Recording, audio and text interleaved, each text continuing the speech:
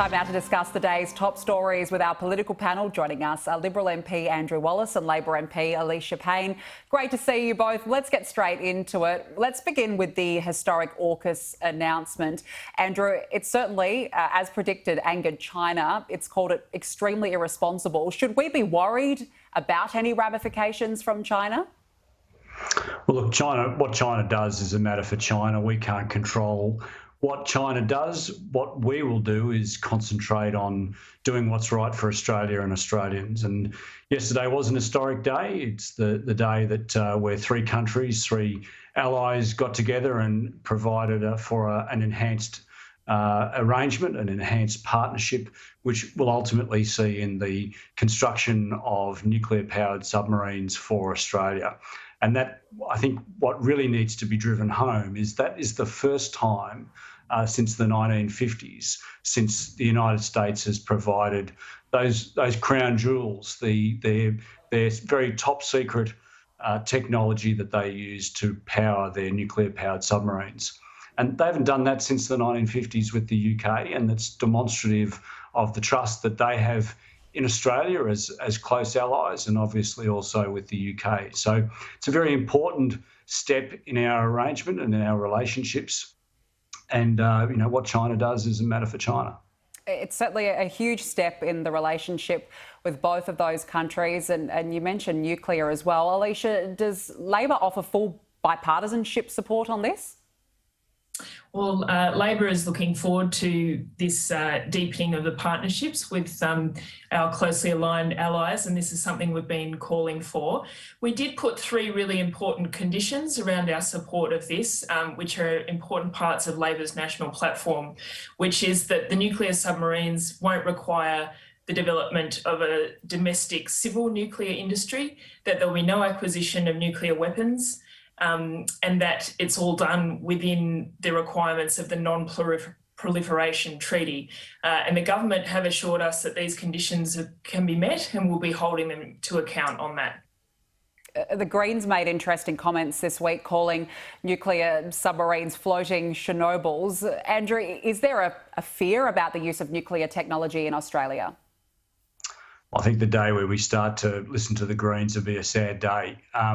No, look, these nuclear-powered submarines are very safe. They are tried, proven and tested, not just in the United States, but also in the UK. Whether we end up adopting the US Virginia class or the UK Astute class, there have been no instances in either country's history of any meltdowns in the reactors or any problems with the reactors. There's never been any safety issues for the broader civilian population or the crews on those boats. So we are very confident that the UK and the US nuclear submarine technology is very safe, and it'll be just as safe for us here in Australia. I want to move on to the topic now of mandating vaccines. Alicia, the Victorian government is considering mandating vaccinations for construction workers and also banning tea rooms due to a heightened risk of transmission, or so it says. What do you make of this decision? Well, broadly, Labor supports a vaccination sort of requirements around vaccinations that are fair and efficient. Given that everyone will have had the opportunity to get vaccinated, and I think that's the really key point. It makes sense in certain industries such as aged care, and it's not new in these sorts of industries for people to have vaccination mandated, for example, for the flu or something like that. But we really have to make sure that people working in these industries have had the time to get these vaccinations, and that is where the supply issue has meant that many of these people might still be waiting and have not had that chance, and that's really the key point. What about banning tea rooms due to a heightened risk of transmission? Is that the right move to ban lunchrooms? Well, I assume you're referring in particular to the protests we've seen in Melbourne today. Correct. With the construction industry. I do think, everyone has a right to protest, and I do think, though, that obviously tea rooms, the health advice is sort of a dangerous point of transmission, and that we've seen that happening. And therefore, we need to be following that health advice and doing the right things.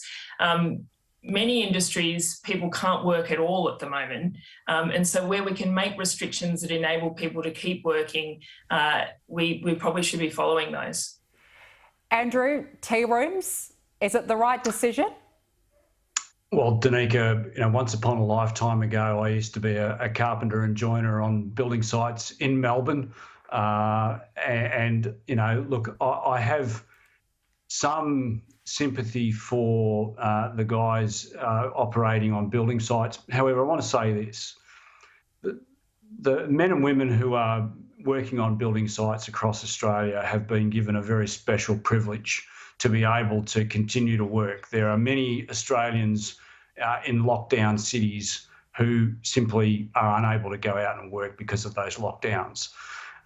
They have been one of those chosen industries that have been protected by state and territory governments across the country. I think to lose your access to your tea rooms is a very, very small price to pay for you being able to go out and work essentially as you've done prior to the pandemic. So I would call on men and women working in the building industry, construction sector to really consider that they are privileged to be able to work, and this is a small price to pay, and get back to work. And really, they shouldn't be.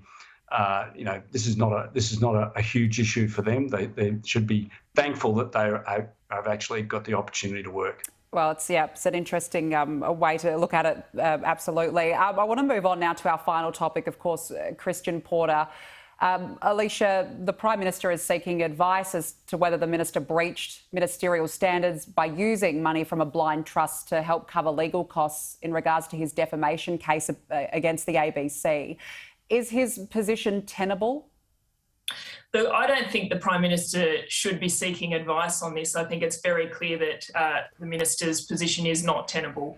I mean, it is a key part of our democracy that we need transparency around political donations. And the fact that a minister thinks it's okay in any way to accept $1 million donation and either not know or not disclose where that has come from is just simply beggars belief. And it only is that way because of the culture within the current Liberal Party that Scott Morrison has allowed to go on, where ministers are keeping their jobs in spite of all kinds of scandals. But this $1 million donation and not knowing where it's from or not disclosing it, that is not okay in anyone's book, and I think that he needs to go. Andrew, does he need to go? Well, I think Alicia's representation of the situation is ill-founded. Christian has, in fact, identified and listed on his parliamentary pecuniary register that he has received this benefit, and it's a benefit that, quite frankly, the Australian taxpayer hasn't paid. The ABC received taxpayers' funds to mount and fight the case, the defamation case against Christian. Someone, I don't know who it is clearly, someone or some people have been prepared to donate a significant sum of money to Christian. And look, that's good for Christian, but the end of the day, he's declared that benefit. Now, I think this is a storm in a teacup in some respects, because there are calls for Christian to return the money. Well, clearly, I don't know who people expect or the media expect Christian will return the money to when you don't know who's made the donation or made the gift to him. Does there need to be changes then to the disclosure system, Andrew? Well, I mean, the disclosure system, the Prime Minister has very clearly said that he's getting some advice on whether Christian has abided by the ministerial codes of conduct. I mean, the Labor Party and Alicia is now repeating it today that there should be no investigation, there should be a summary execution. Well, I mean, once upon a time we thought that if someone did something or potentially did something wrong, we should at least look into it and determine whether there has been an offence committed. Now, according to Alicia and the Labor Party, they're all into summary execution. All right. Alicia, I'll give Alicia the chance. Does the system need reform? I'll ask you. Thank you, Danica. My point is that you shouldn't need advice around whether or not it's okay for a minister to accept $1 million donation and not disclose where it is from. Like, that is just what about if you simply don't know where not it's okay. And That's this is the whole exactly point, Alicia. why we need a Federal Integrity Commission and why a Labor government would implement that, an Integrity Commission with teeth if elected. But Alicia, that's the whole point. If you don't know where the money's come from, how can you disclose You shouldn't be accepting where it. it's You come shouldn't from? be accepting it. Simple. How do you disclose where the money's come from if you don't know where it's come from? Well, you And shouldn't have that's accepted what it. You Christian shouldn't have has said. accepted it. That's All right. the point. Like, imagine accepting $1 million, not knowing where it was from. Imagine accepting any donation, a political donation, and not knowing the source of that donation. It doesn't meet community standards. It's not how democracy works. You can't accept money and not know where it is from or not disclose where it is from. All right. Well, look, I'm sure this topic certainly does have legs, but we have to leave it there. We've run out of time. Andrew Wallace, Alicia Payne, great to chat as always. We'll see you again next week. Thank you. Thanks very much. Thanks, Danica.